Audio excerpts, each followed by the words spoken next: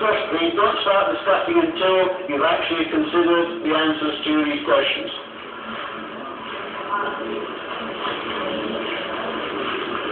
We said, well, who are your customers then? Let's talk about the people who get the results of your work. And senior managers, and they said, we don't have any customers in the R&D department.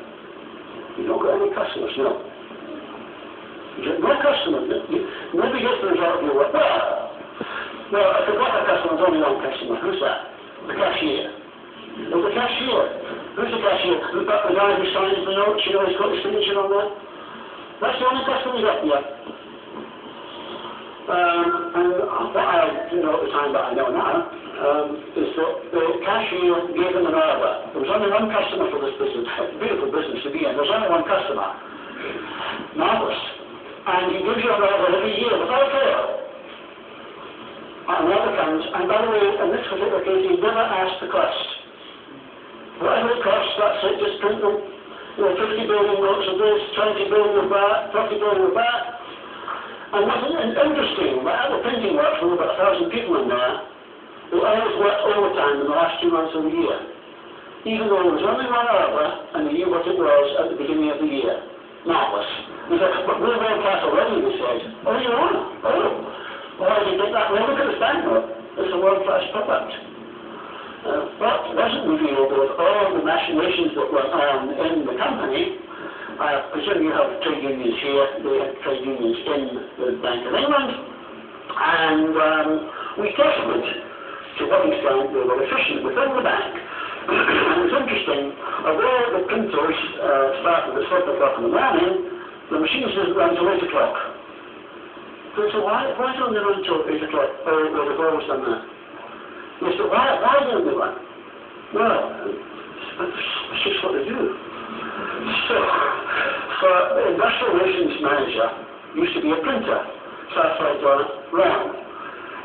How long does it take to wind these machines up? Oh, he said, 10 minutes, 15 minutes maybe. I said, why did they wait for an hour? I said, well, they've always done that. I thought, no, but why did they do it? And they stopped an hour beforehand to clean up, supposedly. And when we worked it out, 26% of the time the machines were idle, even though the printers were there. When we examined the first machine, its efficiency, we found that it was working 43% of the day. In other words, there were twice as many machines as they actually needed. But they still thought they were world class. So we spoke to the R&D department. We said, well, don't you think that the banks are a customer? After all, they handle the notes, they put them through the telling machines. Oh, well, you are, so we sort out banks as a customer. Cashier was the first one. Do you think manufacturing is a customer? Manufacturing? Well, manufacturing, you've got to be able to print it. Oh, well, I suppose they're a customer. Now, that particular year, they decided to put aluminium foil on a £50 note for the first time. And it stamped with a beautiful rose. The pattern was beautiful. But they didn't try manufacturing, and manufacturing had never used foil before. So when they finished the design, they threw it over the world to manufacturing, but they couldn't print it. So although they had an order for 30 million, they couldn't manage to print any, and so they got none that year because nobody told them they were going to be following the note. So they said, no, manufacturing is a customer.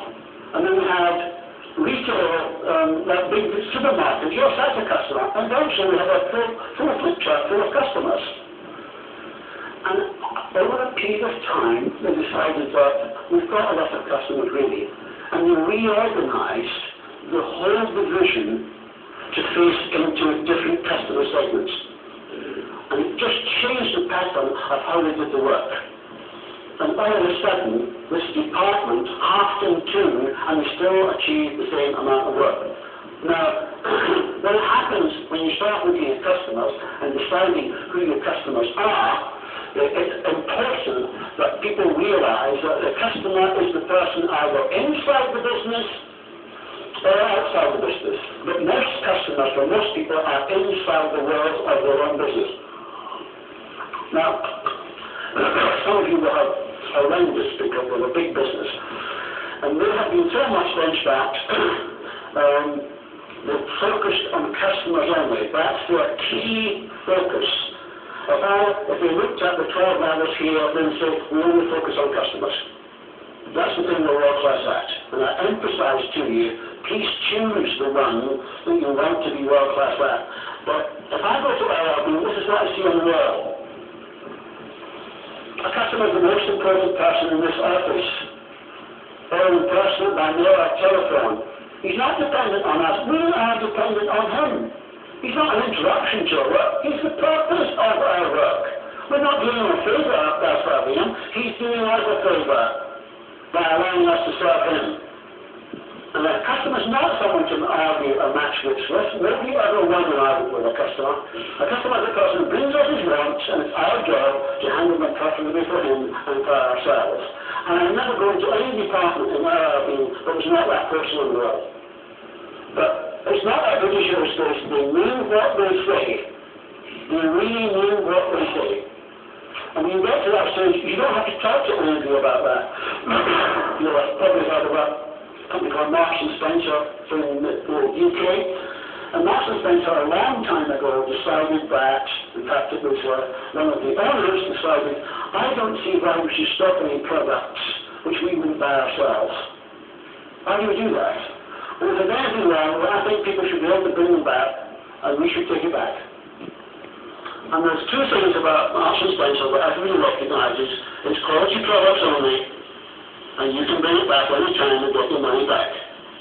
And not only do the directors know that, every person who works for Marks and Spencer knows that. You don't have to tell them. They're better than that. All their customers know that. They know that's what Marks and Spencer represents. Now, what do you represent to your customers? If I were to ask them about you, what adjectives would they use about you? What adjectives would you want them to use about you? Because if you can write the adjectives down, then you can start organizing your company to do just that, to serve your customers well. Am I making that clear? But stand in the shoes of the customer and ask them, what would we like to see in you as a company? And you will be able to see what you can do to start on the first run to the next level of world class. Now, sorry about this. Get rid of that little frog in a moment. One of the most powerful things we introduce into companies when we join them in the seeking of world-class vendors is the idea of your customer being inside the business. And our definition of a customer is the person who gets the result of your work. The person who gets the result of your work.